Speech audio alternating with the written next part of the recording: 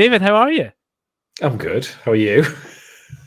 I'm good. I'm good. Yeah, we've just done this. We've done the pleasantries, Yeah. but we're here again. I like to go right back to the start of everyone's wonderful journey. So where did your journey into the world of acting and performing and everything like that? Where did it all begin? Oh, I was dragged into it slightly. This will shock you, Euan. I was the quietest, kind of didn't say anything, very quiet, very, very reserved. Nobody, at least at school, my parents would argue opposite. But at school, nobody knew who I was. So much so that a lot of my dear friends now still believe that I joined the school in year 9, which is when I got dragged on stage by a drama teacher, even though I'd been there since I was in year 7 and I'd been in the same classes as most of them. That's how memorable I was. 6'3", and nobody knew who the hell I was. So when you say dragged in, were you dragged in because you were so quiet and they were like, this kid needs confidence? Honestly, it was a wonderful teacher called Mrs. Pearson, and she did drama, and I can tell you why we went on stage. There was some kind of our secondary school for some reason decided they were going to make it into a language college out of nowhere, and suddenly everyone had to do 2 languages, and all the parents were very upset. And at some point, me and my dear friend Daniel Hill were asked, "Would you like to jump on stage for this presentation day, this open day, and be the 2 ugly sisters in Cinderella? It'll just be like 10-minute skit. Do you want to just do it?" And we were like, "Oh, yeah, all right." Said, "You can dress up in your own stuff. We can get people to make stuff for you. It'd be great." Yeah, all right. So we kind of like thought about, yeah, well, why not? Why not? It could be quite like year 9. It was like, yeah, all right, yeah, we'll do something like that's not kiddie. Yeah, lovely. And then just before we went on stage, the teacher went, "Oh, by the way, it's got to be in French." Me and Daniel did not speak French. I still don't speak French. I do very good fake bad French. And so we both just jumped on stage and went, that was it. That was So who wrote this script? Was someone that French wrote the script, or was it was not a script, you, and that is not it. We just went on stage and thought, let's have a laugh. And we still do that now. We just do it in improv. Improv French. Yeah, bad improv French. And then she was like, "Oh, you should come. I'm doing Romeo and Juliet." And I was like, "Okay, to do what?" And she's like, I think we were Montagues. And it was this guy, it was me and this guy called Bruce, this lad with ginger hair who was quite aggressive. And we were just told to jump on stage, sing "Who Let the Dogs Out," do the bite your thumb at me bit, and then sing "Who Let the Dogs Out," and then fucked off. That was my first time on stage. That was Shakespeare, and it's never changed since. I still do Shakespeare that way. If there's no music in the Shakespeare, I'm not doing it. Yeah. And you know what's funny, Euan? That's quite genuine. The last couple of Shakespeares I've done, they've had 80s or 90s tunes in. So this is. What was it? The last one you did, but you're not dressed as an ice cream cone at one point. I was dressed as an ice cream cone for quite a lot of it. Actually, it was quite a sweaty. It was built specifically on my specs, so it was a 7'8" with a large flake. It's quite spectacular. Oh, I love it. Was there a moment in that time when you were like doing your French Cinderella uglies, or is that the moment you realized that you wanted to pursue it, or was it just a thing you were doing at the time? I always, it was just a thing. I never really, because I know Colin chatted a bit about this. There wasn't a lot of stuff. I'm from Teeside, and there wasn't a lot of things around. There was kind of been to theatres, but mostly pantos, never quite kind of going out. And I just remember thinking, oh, I quite enjoy this. Oh, and I didn't really like anything else. I wasn't really good at maths. Wasn't really good at sciences. Kind of the sports side of things was, can you go and stand there, or can you take out that rugby player's knees, please? Thank you. And that was about all I was. So I just, so once it started, it was just kind of like, oh, this is quite, I quite enjoyed this. And And I think for me, it was we did Romeo and Juliet. And then the next show was A Tale of Two Cities. Obviously, a secondary school version of A Tale of Two Cities. I don't know how much you know about that, Euan, but it's about two people who look the same. One of them ends up getting their head chopped off. And all based in like revolutionary France, kind of all very Les Mis. And right. I was cast as like a small little part. And by the time we put on the show, I was playing like 38 parts because the teacher quite rudely kept on going, no, you're not doing it right. David, can you just come and show them how to do it? And I come on and do, I don't know, a loud noise. And then she'd be like, do you know what, David, you just do it. And so slowly this part kept on and so it became this like clown. So I'd run off stage, pull on a different wig, pull on some shoes and come back on stage and do a different voice. And I remember then going like, oh, quite enjoy that. We could do this. This would be quite fun. But what is it you enjoyed about it? I think it's that weird mixture of being quite good at it. Also, there's nothing quite like getting a laugh. And the play was quite serious. And so running off stage and being like a coachman for the first scene, then running off stage and being like the innkeeper, they were laughing just because I was coming back on with a silly wig. And I was just like, oh, I can just play this straight. I don't need to do anything. This is quite fun. But there's nothing as infectious as getting laughs on stage when you're younger or when you're older, as we both know. Yeah. It makes you feel good about yourself. No matter what's going on. Yeah. You get away with so much. It's just like, yes. Great. Yeah, this is funny. I'm still, they're laughing. Great. The tales we can tell.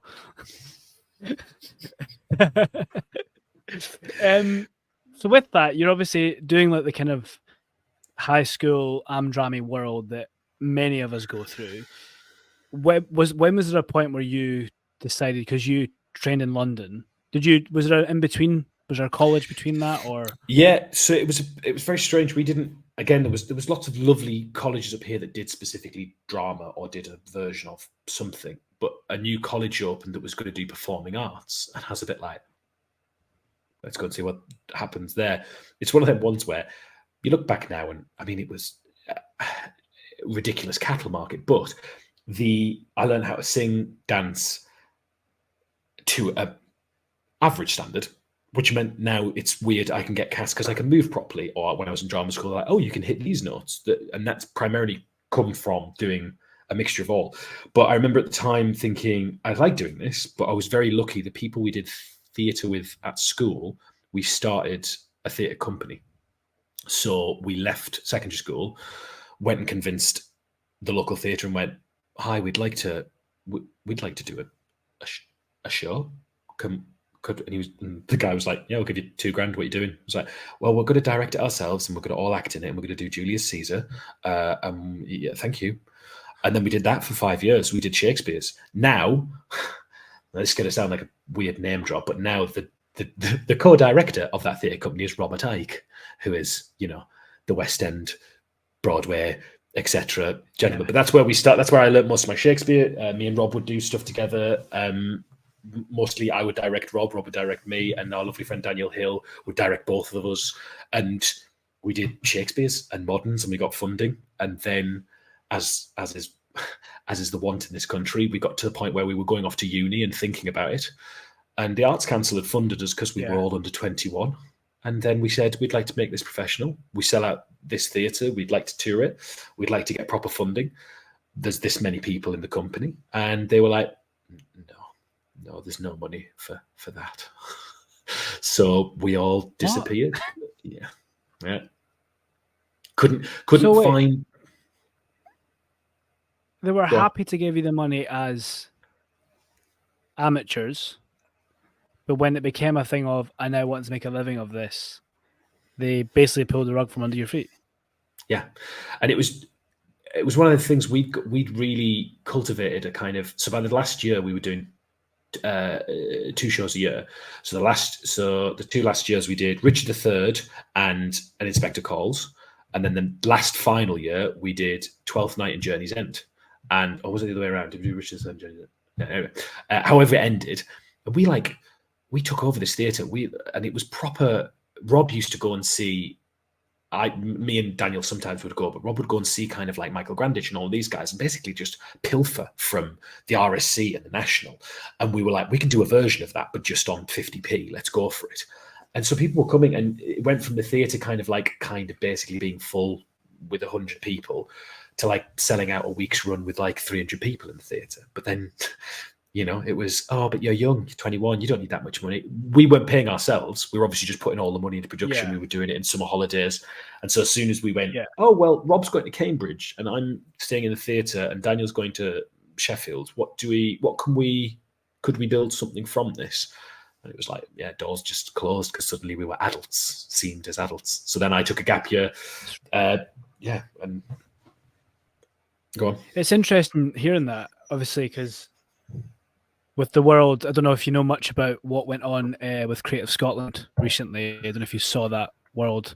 There was an open fund through Creative Scotland, and friends to listen, I may butcher this because I don't have all my facts straight, and I apologize in advance. But essentially, they were closing that due to a promised budget or a promised funding from the government, Scottish government. That was then pulled. So Creative Scotland had to pull this open fund, which was an open fund for individual artists, which essentially, and the phrase we were all talking about was from small acorns grow large oak trees. And it was about these things of, if I had a piece of theatre or even a scene that I wanted to go, this could be something, I don't have any backing to get 2 or 3 actors in a room and a writer and a director, but this funding was there to be able to do it. And I know of friends and colleagues and other people around me that have used that and utilized it. And it was interesting hearing that happened then, when you wanted to, what could have been who knows what that company would have become if it had the right support.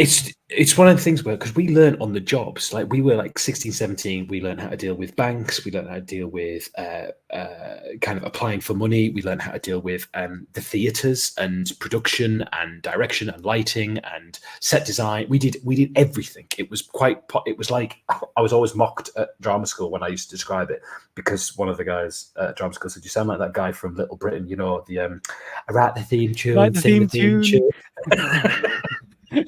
That's what it was. That was like, I remember it was like 1 o'clock in the morning and I was gold leafing a door that we were going to use in Taming of the Shrew, while it was a guy called Matt Case who was rigging the lights. We were kind of going up the next day. Rob was sewing something and putting some clothes together. Like we were just, it was all us. And we managed to convince that British theatre guy to come and review us. We managed to convince, we always asked like, because we were in Teeside, so we're about an hour away from York and an hour away from Newcastle.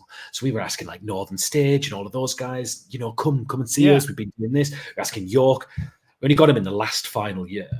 And it was one of them awkward things where it was like, yeah, we're really interested. And we were lucky enough, this space had a 300-seater. It had a cabaret space. It's called the Ark in Stockton. And it had a studio space. So the studio space we could rehearse.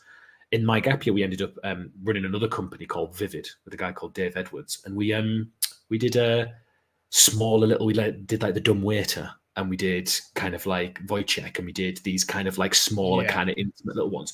But I was like, if we had actual funding, we could have done a big Shakespeare that in the summer every year with another modern, which sold out. We knew we had a theatre audience. We knew we could sell out. The Inspector Calls, we could have booked for 3 weeks. We only got given 7 days. The ticket sales were that big. And then you've got the studio. We could have workshopped stuff. We could have built stuff, but also touring it around. It's like, you've got the bigger theatre up there. Let's move it. Let us come down. And just to kind of like have that door closed in your face. And I remember at the time, kind of Rob went to Cambridge and set up a theatre company there. I took a gap year and then went to Guildhall, and my mate Daniel went to Sheffield, and we've kind of all sporadically still kind of do bits and pieces. But me and Rob are the only two who have continued doing something in the creative industry. And you think, well, there was like 25, 30 people there who this could have been their job, could have been their business. Yeah. They could have gone on to be, and quite a few of them have gone off to make like, running businesses and all of this kind of stuff, or be very, very, very, well done professionals. But they could have been, winning BAFTAs for costume on films by now, because they started and they had funding and they built their way up that way. But yeah, so that was it's always that strange thing, and it's funny at the moment where you see, and it's the same thing. There's none of that. There's no kind of like, let's start up grassroots. Let's try and get something off the ground. Let's give someone a chance. Here's a free theatre. It's not doing anything for 3 nights. Why don't we put something on and give some people some cash? Yeah. But We've got a lovely theatre attached to the New Victoria Theatre in Woking. It's called the Rhoda McGrath. Probably pronouncing it wrong. Emma will tell me off later. But it's a studio space, and I believe because Italia Conte's moved out, I believe they essentially get first dibs. Totally appreciate that. They're in the same building, essentially, give or take 100 meters, and they use that. But it's locally, it's an Amdram theatre. But what they do is they provide the space where dance schools can go and book in. We could book in with popcorn if we wanted. We couldn't get space this year. That's how booked up it is with all these societies and with Conte using it. But what it does is it provides, it's open. It's essentially, to my understanding, I've not researched it massively, but the reason that Conte utilize it so well is that they can use their production students because they don't really have an in-house crew. So as you're saying there, it's almost completely student run with the support of a faculty that are there to go, oh yeah, don't go up that ladder and things like that. There's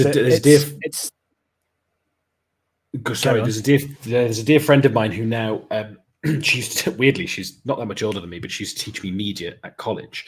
And so now the college that I used to go to is still doing performing arts, but it now has acting, singing and dancing, very separate things. And she runs the acting course. And it's funny, in the last 3 or 4 years, with just the help of kind of like friends, but also kind of having links with myself and producers and all of that, her course has gone from like having basically the people who didn't get on the musical theatre course and are a bit peed off that they didn't, to now being inundated. She can't fill the spaces quick enough because people suddenly are realizing that it's all very well and good to want to go and do a musical theatre course, but you need to be able to act to be able to do the musical theatre, and you need to, and also that might not last you if you break an ankle and you can't do ballet anymore. So maybe you need to do something. But it's done really well. It's called. It's still called Stockton Riverside College, and it was funny. I did some filming a couple of weeks ago back in Middlesbrough on a shoot called Smoggy Queens, all based in Middlesbrough. And it was amazing to see the links because from right up in Mark Benton, who's wonderfully famous and brilliant, he went to Stockton Riverside, but when it was originally in this Billingham campus. Another guy, Peter, went just above me, and it's nice seeing kind of like there is still this thing. They have a theatre. It's run by students. They do try and put on shows. They do try and push people. But again, it comes from the only reason they get money is because they have to maybe charge for the tickets because the college doesn't have enough to fund it. They have to fund themselves or try and get funding elsewhere. And it's like there should be a pot of cash that they can dip into and put on whatever big musical they want to do and sell, Anyway. Well, I think you've just kind of answered my next question, which was about looking at just on what I was saying about Creative Scotland, about what you were doing at 16, 17, 18, and going, I think, again, Arts England or Arts Council England, they have a lot of things to fix, and I feel as though that we're going from the top. Well, we can go to touch politically. We're going from the top down rather than going right. Well, where's the root of the problem? The root of the problem is there's not enough people getting into the arts. There's not enough people understanding what's going on in the arts. Other job roles. Oh, you work in TV, but you're not on the camera. You work behind the camera, and you are creative in that way. But you also produce that. That's so cool. How do you do that? Well, I started writing when I was 16 and submitted a script to something that my friend told me to do. You know what I mean? Yeah. So why is there not a fund?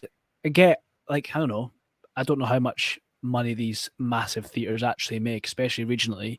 But you'd like to think there's maybe a small 5-figure pot that they could give out quarterly. Not even 5 figures. I'm talking as a whole pot for multiple groups. You might get £1,000 here, £500 there. So I think the biggest, I'll hit a few of these as I remember. So I think the major problem is that most of these theatres don't have money. It's the productions that do. So something like something like Kenny Wax's Six makes all of the money. And when you're saying it's all of the money, they make a huge amount. The theatres won't. So if it goes to Glasgow, if it goes to Darlington, they'll make a little percentage off the top, but it's the producers. And that's where, for me, the eyes need to be looking at. And it's, I don't know if you listen to the wonderful, another podcast, not a rival, That's Entertainment, the Marina Hyde and Richard Osman, they did a wonderful thing about talking about in Broadway, the figures come out weekly, and you can see that they're still 2.5 million down since before the pandemic and all of this kind of stuff. But the West End and England and the UK have always been very private. It's all very kind of closed boys club about how much money people are making and stuff. And I think if you knew how much Cameron Mackintosh and Kenny Wax and, I'm trying to think of other, massive apologies for Sonia just Friedman and all these. Yeah, how much they were making per week and how much that could be filtered into other theatres and stuff. But going back on the this kind of grassroots stuff, two things. One is I'm very excited to see what Joe Lycett's got up his sleeve, because he has written a declaration for the arts that he's going to release at, I think it's the Sky Arts Awards, and it's everything that Labour can do that doesn't cost them any money. That doesn't cost the government any money. And he's, I'm very intrigued to see. I'm a big fan at the moment of the way he's pushing kind of like and wanting to get it from grassroots up. And is the basic thing of, it's not taught at primary. Well, I picked up my child from nursery today, and she's 9 months old. And one of the major things that they all love doing is all sitting around and singing and playing instruments. Now, learn by play as well. By the time she gets to maybe school, I can't think, unless she chooses music or unless she gets music, she's not going to be sitting around and singing and playing instruments. Now, I know, as a child you change and stuff, but imagine if that was there all the way through, that there was a session where you can just go in and pick up an instrument and try stuff out, because you might be good and you might not be good. I was, I was taught, this will boil your piss, Euan. When I was primary school, I always wanted to do an instrument, and I think it was at year 4 or year 5. They asked, "What would you like to do?" And they went around the class, and this teacher, I won't be named, went around and said, "What would you like to do?" Someone was like, "Drums." What do you want to do? Recorder. What do you want to do? This. What do you do? This.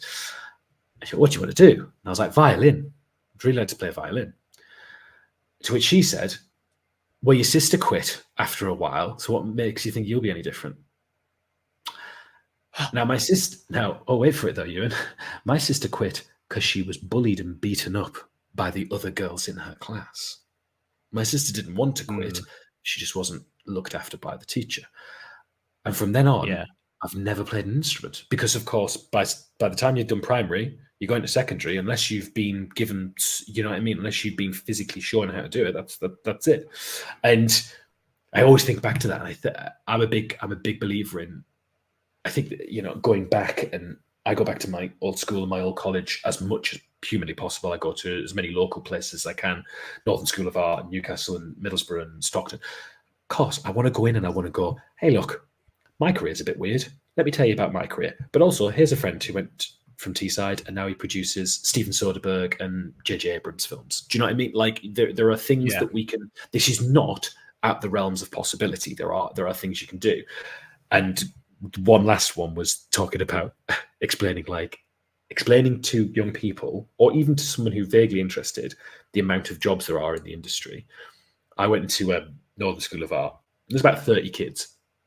And so I go, great, can I have 2 actors up, please? So you're going to be my sex education. You're going to be the leads in sex education. So you're going to stand here. Thank you very much. Lovely. So we're just going to do this set.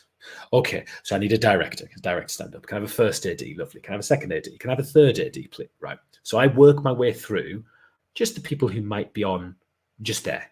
And then I'm like, oh, shit, okay, fuck, they're just the people on set. I need a casting director. Can I have an assistant casting director? So 2 people stand up. I'm like, I've run out of people. Do you know what? Let's start again. Everyone sit down. You've got new jobs.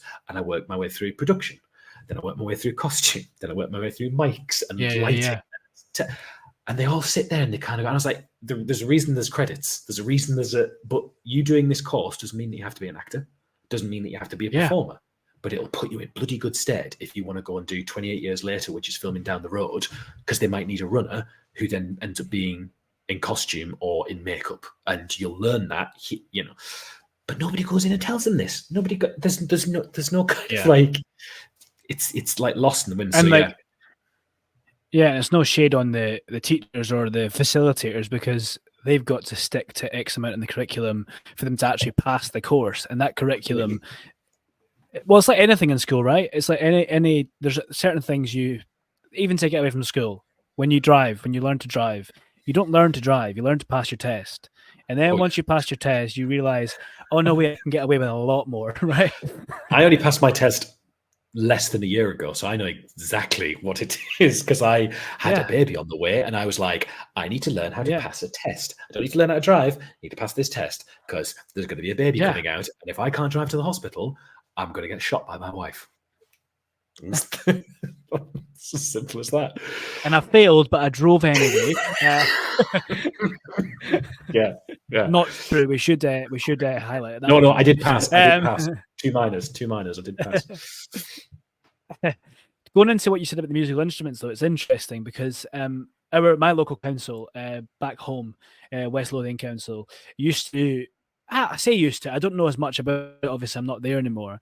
My mum used to work for them, and from experience of teachers that taught me that are still in the system, it isn't the same. And yes, I know that things have got harder and funding has got stricter, as it were, across the board. I'm not trying to sit and say that this should be the be all and end all, but I remember, like you said, in primary school, it was either we had the choice to play, as you say, a recorder, or it was a brass thing. And we had to audition. I didn't get the trumpet. Fine, whatever. Didn't want to be in the brass band anyway. But then when I went to high school, it was literally like, if you want to play this instrument, we've got a selection of them. Fine. And I went, I'd like to play the saxophone. And I was given a saxophone. And I was given it for free, but I had to sign it out, obviously, and there was all these insurance and stuff, blah, blah, blah. But it gave opportunity for me to have said saxophone. And then as I was learning and improving slightly, I've just got this image of your parents going like, oh, it's great. I'm glad he chose that one. Oh. Was that Baker Street? Oh, that's what it was. Okay. 6 weeks later, you're still good at Baker Street. If you got, got anything else? But like, no. Literally, yeah. So I started learning that, played that. And I'll admit I didn't practice as much as I should have. And there was a guy that I did was in lessons and stuff with, and he was incredible. I don't even know if he still plays it. He might play it on the side, whatever. But I remember he then bought his own saxophone maybe 2 or 3 years into studying it. All these lessons are free, bearing in mind, and we used to get out of class to do it. Right? So you used to get given like a book that would sign you out, you'd be booked in, you'd have a 30-minute lesson, and they tried to work it around, and it changed every time, so you were never missing the same lesson or the same subject. It was all really well done, and I believe they still offer the tuition, but they now have to put a cash deposit, and I might be wrong here. Obviously, my mum and dad dealt with all that side, so they might have put a small deposit down. I don't know, but to my recollection, it was available to all. And then all of a sudden, we played in this school band, and that was part of the thing. If you got tuition, you had to be in the school band. And all of the West Lothian school bands, all of them, I think there was 3 or 4 schools in the area. 2 of us always competed at the national level and won platinum awards and all these things. And like, I listen back now and go, I remember I was like, we're like the Philharmonic. We're gonna be at the Albert Hall soon. And obviously it wasn't that good, but listening to other things you hear, but that all came from support, as I said, and support and funding and opportunity. And like, I remember playing in that band because I really wanted to play the instrument, but as you are a young male at the time in school, you don't want to be picked up for being in the band and all these things. My best mate at the time, David Muldoon, give him a shout out whether he listens or not. He went, well, I'll learn to play the drums then. I'll come with you, type of thing. And we were like, yeah, that's what we did. He did that, and he wanted to do all the shows. He wanted to do all the musicals. And he just did it for fun, right? He doesn't do it now. I know that for a fact, but he just loved it. But he loved it because he was doing it with his mates. Do you mean? And I know that when I moved school to go to Glasgow, he continued doing the shows because he just loved it. He just was like, this is just a laugh. But again, it all comes down to opportunity and I don't know. As you said, I didn't know that about the Joe Lycett thing. It'd be interesting to see because I just don't think it's that difficult to give kids opportunity. That's at the end of the day, that's what it is. Yeah, and I think as well, it's being able to. It's as simple as, I remember I was very lucky. So when we were at secondary school, they took us to see these incredible plays. So I remember seeing the original Inspector Calls. I remember seeing Journey's End, and it blowing my tiny little mind because I couldn't even begin to it was like I was reading this book and then I'm seeing it on stage and the house falls down in Inspector Calls and fucking in Journey's End, like they all die, and then they all stand at the end, and it was just the stuff that's burnt into my memory now. And I know we went with a lot of other people in school, and I bump into people who are not performers. We still talk about going to see these shows, and I know now because I know. God bless him. Shout out to Kelly Fairhurst at Riverside College, who finally got, after 10 years, Stockton Riverside College into NT Connections in the National Theatre. So they performed at the National, and it was a cast of 40 Stockton Teeside. Like, it was a huge chorus ensemble. It was amazing. And that's because she actively pushes. She makes money from the shows, puts it on buses and takes them to London, takes them to see brand new stuff, takes them to see big old musicals, and gets their heads in that game. And there's part of me that goes, it should be free. There should be free school tickets or £2.50 tickets for every school, for every college, for anybody who wants to rock up and see a show. And I know people like Jamie Lloyd, I know people like Rob Icke, and I know there's a couple of other people who do these kind of schemes. But it should be in right round the corner. It shouldn't have to be that they have to travel 3 hours to go to Liverpool. If you live in, I now live in Penrith in the middle of the lakes. The closest theatre to me is, there's a big place called the Sand Centre in Carlisle, but it's like where Jimmy Carr and, Russell Brand and all of those boys will go. Not Russell Brand, I hope he doesn't too here. That would be, I think he's found God now, so I'm sure he won't tour to Carlisle. But theatre-wise, there's not a lot. We'd go up to Glasgow to go and see something, or I'd go over to Teesside and go to Darlington, or I'd go to York. And every time I go, it is filled with the same very white, very old, very posh people. There's not an eclectic mix, unless it's something ridiculous like the Full Monty. That there is ways of doing this. There's ways of being able to get people in and young people in and doing something. And not everyone needs to, but I swear to God, you've got people who work for, like, I don't know, Vodafone or something now who, might have helped them stand up and to their boss if they might have gone and seen a play once and felt a little bit like whatever it is. It's not for everybody. It's not about going, everyone should be an actor, everyone should be a performer, everyone should be in the arts. It's about that little thing that it gives maybe one person, like you say, your mate who's a drummer doesn't do anymore. He kept on doing it, but he doesn't do that as a profession. Doesn't have to. He'll still enjoy it. There'll still be a love for it, and there'll still be a care for it. And you don't know the people you're going to meet. And it's a. Well, we talk about it to the parents that come to Popcorn quite a lot, and I totally understand if your child has expressed an interest in pursuing it. Maybe not the tiny ones that we've got that are 3 years old, but the ones that are like 13, 14 that are going, oh, I like this. Some of them are going, oh, but do you think they'll make a career of it? And I'm like, well, you don't know that. There's some people that, and I'm sure you are too, you know them too. There are people that I went to drama school with, or was in the zone of graduates around me, year above, year below, couple years below, whatever, who are phenomenal performers. Graduate drama school and go, nah, this isn't for me, and that's okay as well. You know what I mean? Completely. Emma's one of them. Emma couldn't be bothered with auditions anymore. She was like, I don't really want to go into a room and be judged by 4 more people anymore. I'm sure she won't mind me saying that, but I'm sure she's now learned to run a business because of what she learned at drama school.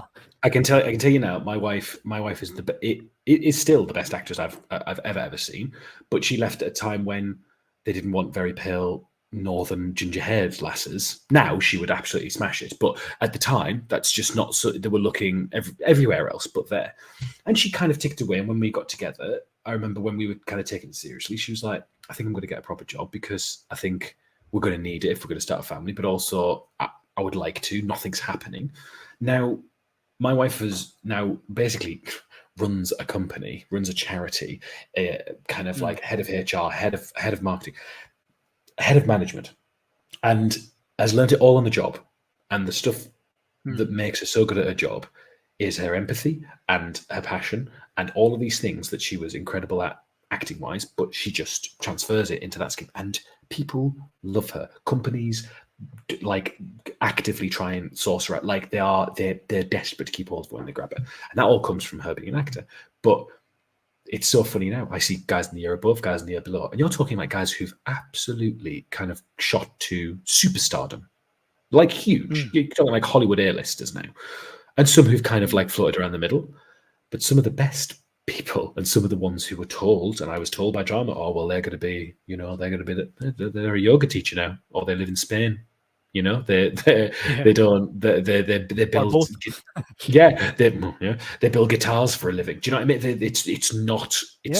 They don't do it, and that's not a bad thing. But saying to a parent, oh no, your child should definitely do it because there's loads of money in it, or there's loads of guaranteed work. It's a lie. It's not. You have to now. I think with parents, you have to go, do you know anybody who's freelance? And they go, my hairdresser. And you go, okay. So imagine your hairdresser in COVID. That's kind of what you're going to be. Do you know what I mean? For quite some time. Yeah. You're going to be struggling for work. You're going to be working. You're going to have to kind of maybe change it. You might have to set up something in your house. Do you know what I mean? Like it's whoever you know is freelance. Do you know a brickie? Do you know somebody? Who do you know parents who are freelance? Imagine that, and now imagine that there's no working your way up. There isn't. It's not a. Can't get. It's not as linear. Yeah. It's and that's really the thing. I tough think to a lot describe. of people, don't understand. It's. I've spoken about numerous times about the phrase "your big break." Oh, and this might. I'm like, what does that even fucking mean? Like to me, I'm like. I've enjoyed myself. Yeah. Do you mean, like I've had a great time and I've enjoyed myself. I've worked with amazing people. I've worked with people. I've worked in what people go, oh, but that's not. Are you just doing that for the fun? Is that still the acting? Is that you doing the acting stuff? I've done all those jobs, but I also go, yeah, but I'm also now working for a company that I actually really enjoy. I'm now using my skills that I learned from when I was in Amdram, which was communication, which was being able to stand up and go, I have an opinion and I have an idea and there's a problem and I can see a way to fix it really easily. Yeah. Rather than going, oh yeah, I'm just going to sit in my house and that's it. Like, I think it's a weird one. And I think you talk so lovely about rejection and I don't like using the word, but the failure of like you audition, you don't get the job. And I know you've used your clip from you've used your clip from Ted Lasso many a time, and I'll share it when we release this episode because it's amazing. And I actually, as you know, it's kind of like an unwritten rule now. When I post it, you're like, oh, what was it? Right? I love that whole element of it. I think it's funny. I've just had so I'm very lucky that like in the next 4 months, 4 jobs that I've done will be released. They were all shot 2 years ago, a year ago, whatever. It just so happens that it's in this quick succession. I call it a muggle job, because that's just how it's just the Harry Potter person in me that I go, yeah, but it's my muggle job. Like I work with the muggles, and then I go and do my proper job, which is the witchcraft and wizardry over here. And the muggle job has lasted a little bit longer recently until I got this little advert. Took 2 days at work. Nobody really knew about it. But everyone at this normal work watches Love Island or something. So now they all know what my job is. Even though they all kind of knew I was an actor, they now see me on TV a lot. And so do I get paid every time it's on? And do you do this as a profession? Do you do this as a living? All of these questions come. But it's so funny at the moment because speaking of the rejection, I shot right before my daughter was born and right after my daughter was born, I got a job that I had to film. So when I got it, I filmed a bit. Came home, the wife gave birth, and then I was supposed to be on set. So I couldn't get on set because the wife was giving birth. All of this stuff, lovely scenes. It's for the royal scandal that's on Amazon Prime. And I'm basically playing Michael Sheen. Me and a wonderful guy called Samson are playing Michael Sheen's bodyguards.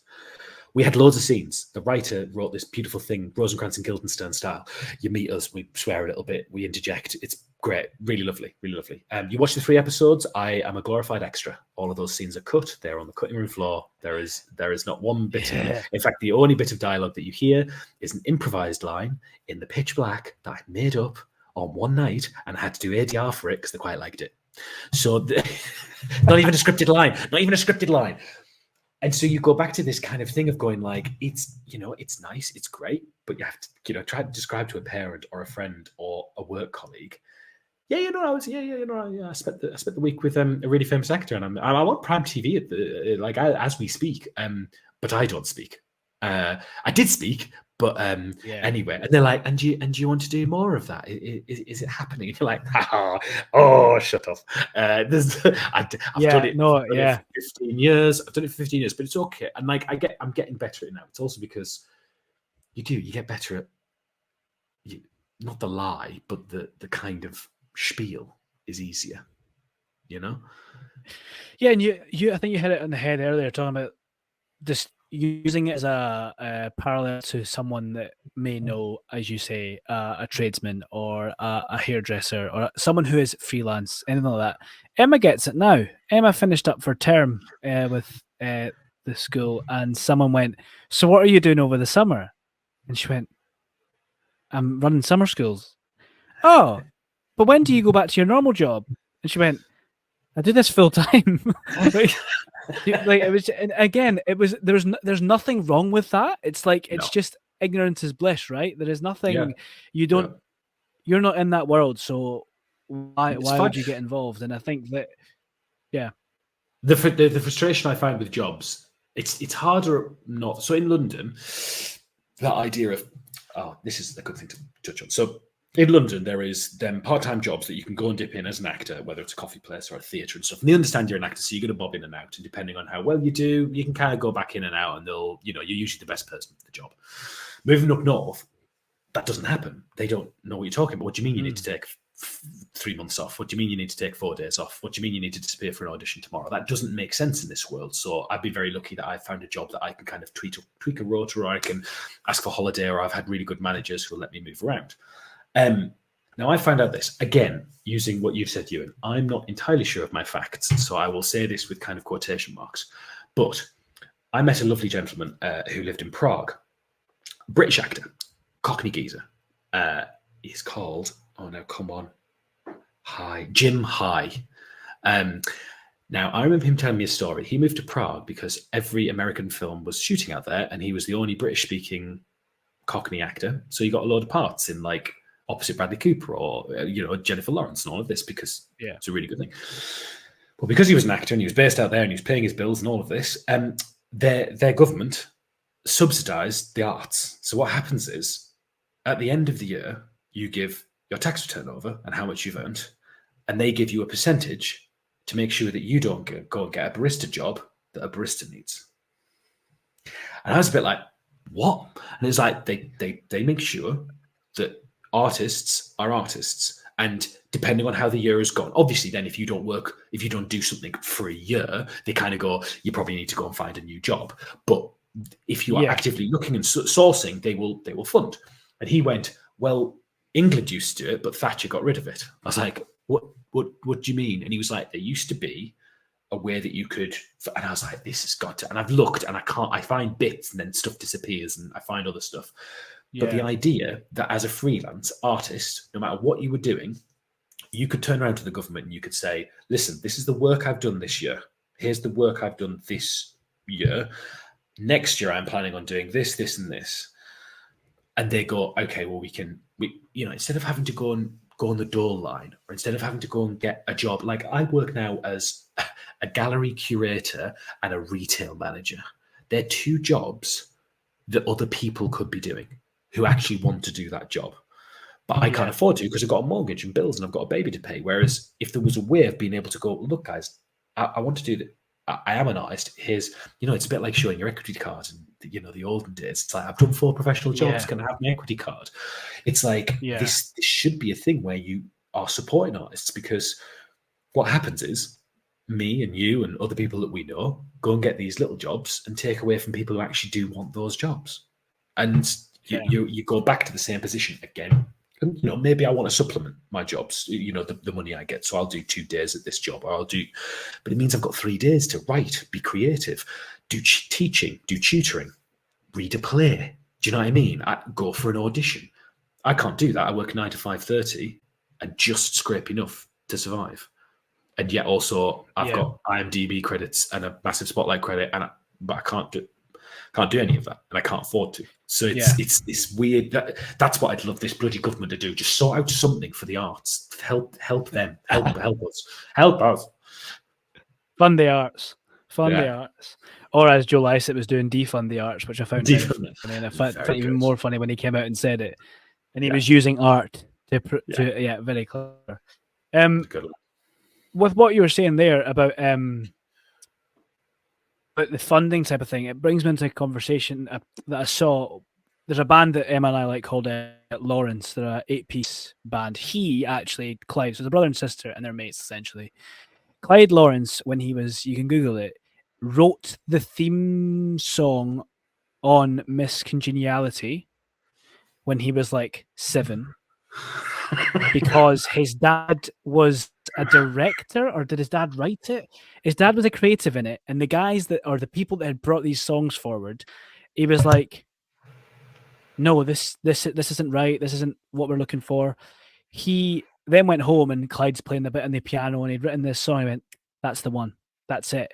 So they brought it into the producers. But it's all on Wikipedia and stuff, and you can look it up. And he wrote this song, so he's credited with it. So anyway, I digress. He is in Congress, I think, just now, or some form of hearing for Ticketmaster and Live Nation in the States.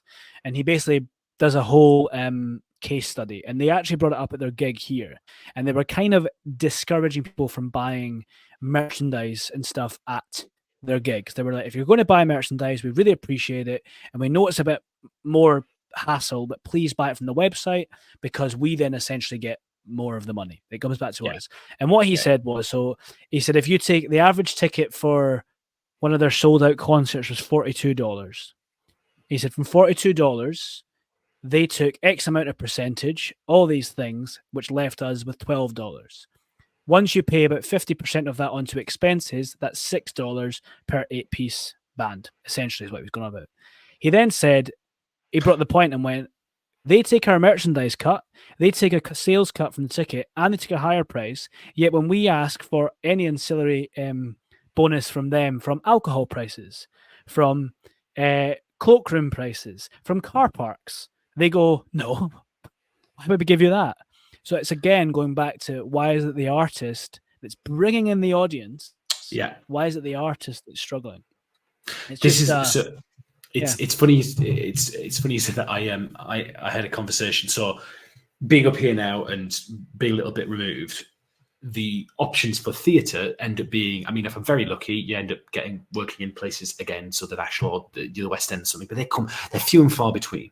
And even then the pay isn't great. But you look at local regional theatre, so things, who are doing some incredible work and doing brilliant, brilliant stuff. But your average weekly payment is about £490 for an actor. Okay. Now, might sound like a lot a week. I scrape in about £405 working a 9 to 5 bloody job. So technically, if I look at it, I go, oh, I'm getting a bit more. But I take, again, £490. Take away your agent's fee. Take away your tax. Take away your food, your travel. Take away your mortgage payments, your rent payments, any of that kind of stuff. You are left with, now I did the totting up. I got offered a gorgeous, I won't say where, but I got offered the lead in One Man Two Governors this time last year. So it would have been on March, April this year, right? And I was like, holy shit, that oh my god, yeah. Dream show. Of course. Oh my god, of course I would. Now the theatre itself is absolutely wonderful, but because of the production and the way it was going to do it, it was going to be an actor muso show. I don't play any instruments, as we've talked about. So I was going to be on an actor muso wage, which brings it right down to about 405, I think. And then every instrument you play, you get like 20 quid extra. Well, because I don't play, I don't play any instruments, so I'm on 405 a week.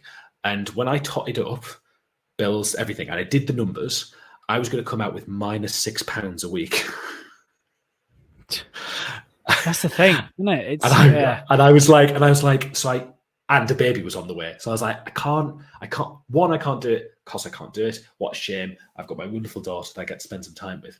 Even if I could do it, I don't have rich parents. I don't have a trust fund. I don't have money coming in. I don't have savings. That's not a thing. Do you know what I mean? Like, we just live hand to mouth. That's what we do.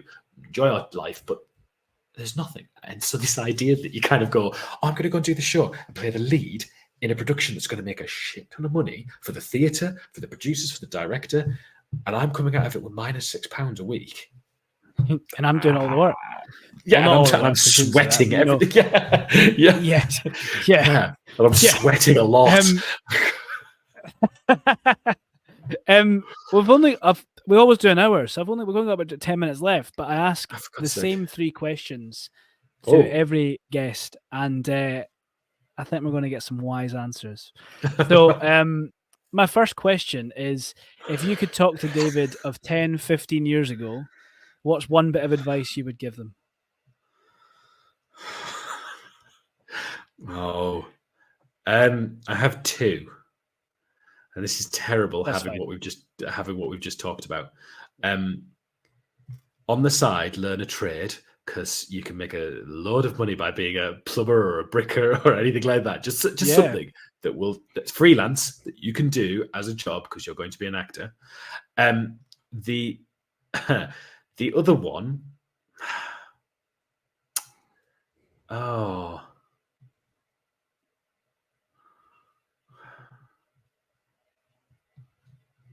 there's a part of me that wants to say something kind of like, don't be frightened to reach out. Don't be frightened to reach out. Don't be frightened to talk to people, talk to friends, talk to family. Don't wait. Don't wait until either it's too late or wait until it's past. That's that I would say. Don't hold it in. Talk, which we do. Yeah, we do a lot. Question 2 is: if there's one hope, or if there's a question you could ask a David 10, 15 years into the future, what would it be? God, are we all right?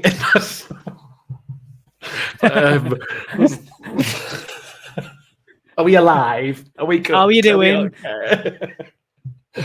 Oh God. What would I ask the person 10, 15 years in the future? I wouldn't ask him anything. I wouldn't ask them anything. Why is that? I'd listen. What do you want him to say? Nothing. Because I suppose it's the wonderful time travel paradox you've come up with there, Euan, which is that anything he says about changing the past means that person who's now speaking to me doesn't exist. So whatever he says, he's not going to exist. Whatever he changes, whatever I ask him isn't going to be the same because it's going to influence. Yeah. So, I think it would probably fry my tiny little mind is what it would do. Yeah, I'd be quite scared, to be fair. The last especially if they turn up like this, it's all gone terribly wrong. It's oh God, kill me. It's like that. What's the comedian? The guy that did Lee Nelson's Well Good show. Is it Lee Nelson? Is his real name Lee Nelson? The character. Yes. Simon. What's his face? I know his name. He does a whole bit on. He does a bit on. If the future came back to ask us about water and we'd ruined it all, and he's like, "You're right, mate." He goes, "Yeah, I haven't drank water in 200 years." He's like, "What do you mean?" He goes, "Tell me about water." And he goes, "Oh, mate, we used to just fight with it." Like all this stuff. It's like we used to do that thing where you'd open a glass, you'd pour it, and then go, "Oh, that glass might be a bit dusty," and then you'd pour it in the sink. And all this stuff. It's brilliant. Anyway, again, I digress. And the third and final question is: what is success to you?